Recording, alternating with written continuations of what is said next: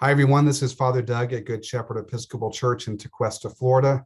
Today is Wednesday, February 23rd, 2022, and I am here with you for the final session of our four-part series entitled Women in the Gospel of Luke.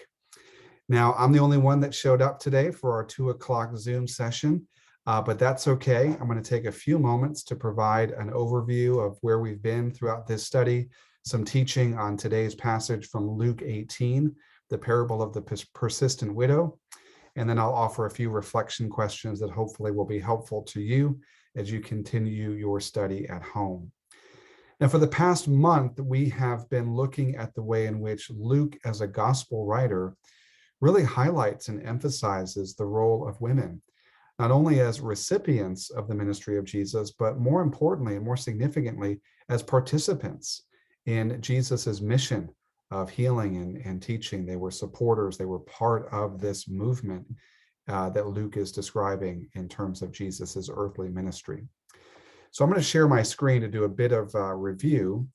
Over the past month, we were intending to do a much longer study, about 8 weeks. Because of COVID, we had to cut that back to 4.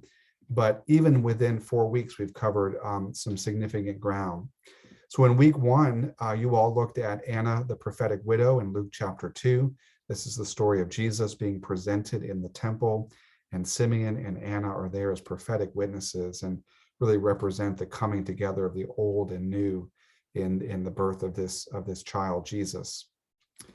Then in week 2, you looked at the woman and the alabaster jar in Luke chapter 7.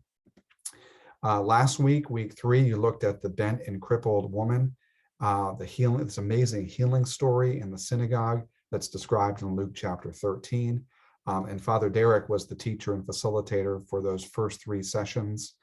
And I'm going to wrap things up today with Luke chapter 18, the story of the persistent widow. Now, as we prepare to hear the story of the persistent widow, I just want to, lift up a few contextual things about this particular passage. If we look back at the 4 stories that we have looked at as part of this study, they're all very different. They're different in terms of genre, they're different in terms of context.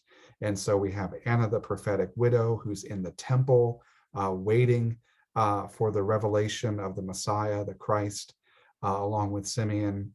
And so this is really described as a historical event as part of those early days of the life of Jesus. Then we get this wonderful story in chapter 9 about the woman with the alabaster jar at the party who lavishes her love and affection for Jesus. And Jesus reminds us that the one who has been forgiven much loves much. And then last week we're in the synagogue with Jesus as teacher and then as healer, when he sees the woman who had been bent over for 18 years. But all of those stories are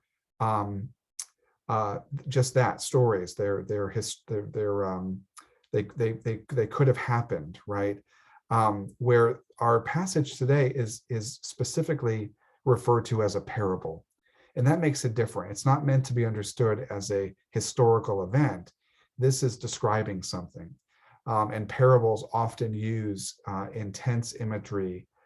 They often go to extremes or use hyperbole to get at the heart of the matter, exactly what it is that Jesus wants us to get at. So I just wanted to highlight that this is a little bit different than the other 3 stories that we've looked at, because it is specifically described as a parable. And so with that, just close your eyes and listen to the reading of Luke chapter 18, 1 through 8. And as you listen to this reading, perhaps there's a word or a phrase or an image that really resonates with you or speaks to you today. Then Jesus told them a parable about their need to pray always and not to lose heart. He said, in a certain city, there was a judge who neither feared God nor had respect for people. In that city, there was a widow who kept coming to him saying, "Grant me justice against my opponent." For a while, he refused. But later he said to himself, though I have no fear of God and no respect for anyone, yet because this woman keeps bothering me, I will grant her justice, so that she may not wear me out by continually coming. And the Lord said, listen to what the unjust judge says. And will not God grant justice to his chosen ones who cry to him day and night? Will he delay long in helping them? I tell you, he will quickly grant them justice. And yet when the Son of Man comes, will he find faith on the earth? Just take a moment to reflect on these words from Jesus, this parable.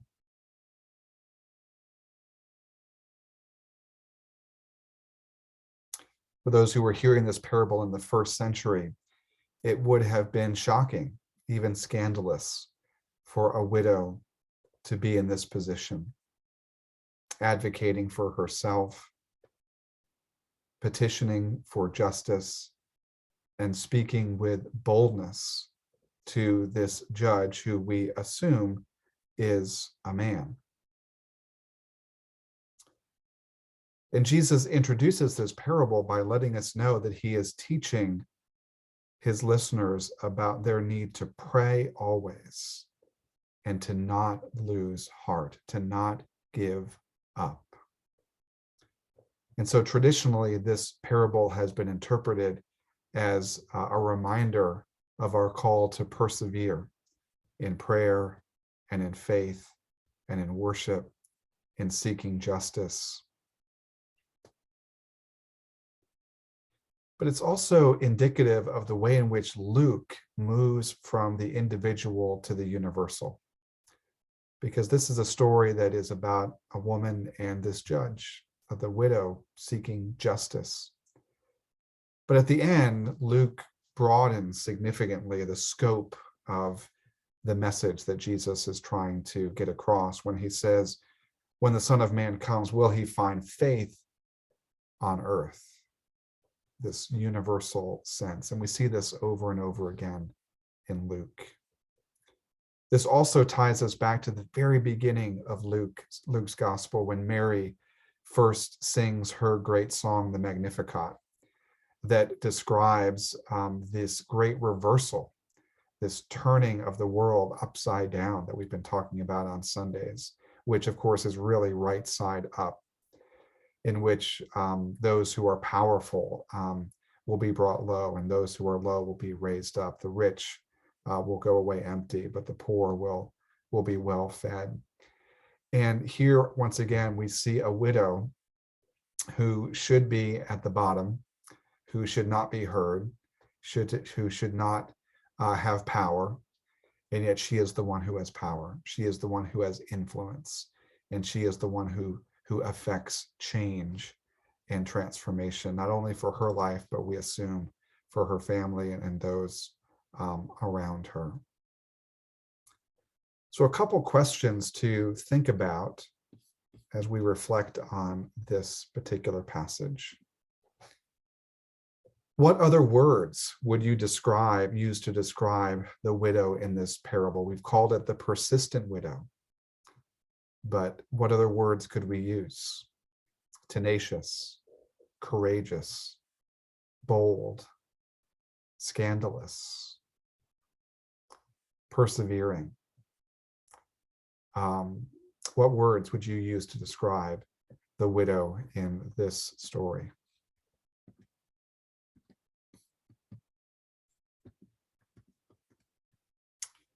What kept her going back to demand justice? We're not told in the parable, but this is what we can do with parables. We can take the basic components and think about this woman's story and what kept her in this place of persistence and vigilance and tenacity, demanding justice against her opponent. Who is her opponent? We don't know, but we can think about her life and her witness and all that she's been through and her need for justice and reconciliation and wholeness. Contrast the character of the judge with the character of God. In what ways does this contrast inspire faith and persistence in prayer? This judge is not a good guy. He does not fear God, nor does he respect anyone.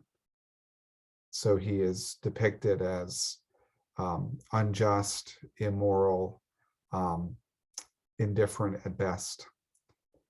And in contrast to that, we have a God who is loving, attentive, one who listens, one who is gracious, one who is steadfast in love and mercy. And so one way to interpret this parable is, if this widow prevails against a judge who is unjust and immoral, how much more will God be attentive to our persistence and our perseverance in prayer and in faith? There's one more thing I want us to think about, and that is, in what ways is God actually like the persistent widow? This is another thing we can do with parables, right? They're not allegories where one thing represents something else. We can move the parts around and think about what each character represents and symbolizes in this world of the parable. And the widow isn't giving up, is she? This widow is pursuing justice and faith. She's pursuing what is right.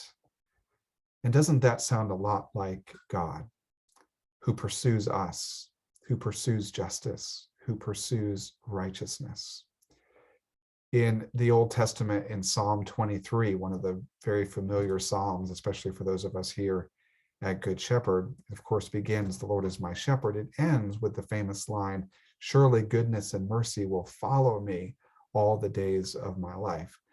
That word follow in Hebrew quite literally means to pursue, to chase down. It's not just a kind of a stroll behind somebody, as if someone's following me a few hundred yards behind me, kind of keeping an eye out for me.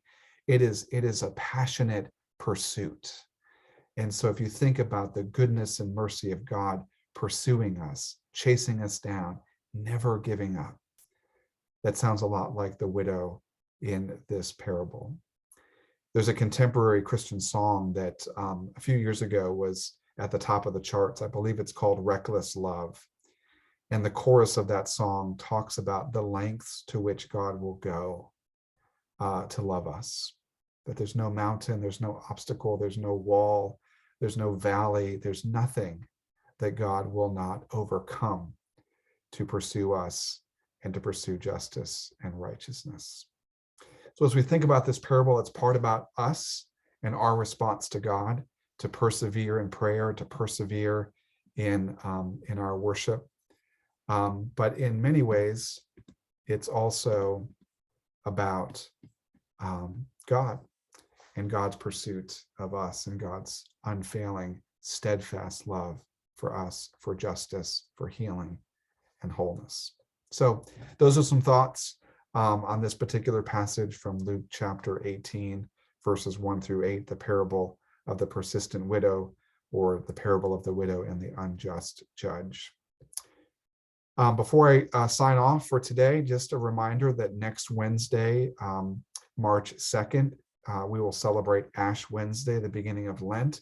So there will be no clergy Bible study at 11 or 2 o'clock, but we are starting a brand new series on March 9th called Witness at the Cross. It is based on a book by Amy Jill Levine. The book is not required reading, but if you'd like to order it, it's readily available on Amazon.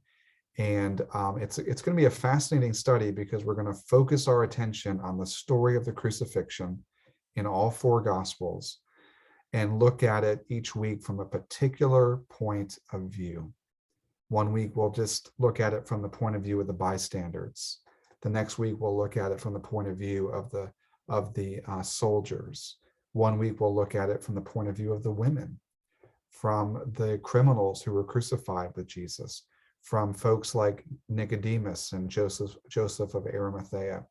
they all had a very different vantage point and a very different perspective on what was happening on that first Good Friday. So I hope you'll join us for that. That starts March 9th. And I pray that God will bless you this week. And I hope to see you very soon. Bye-bye.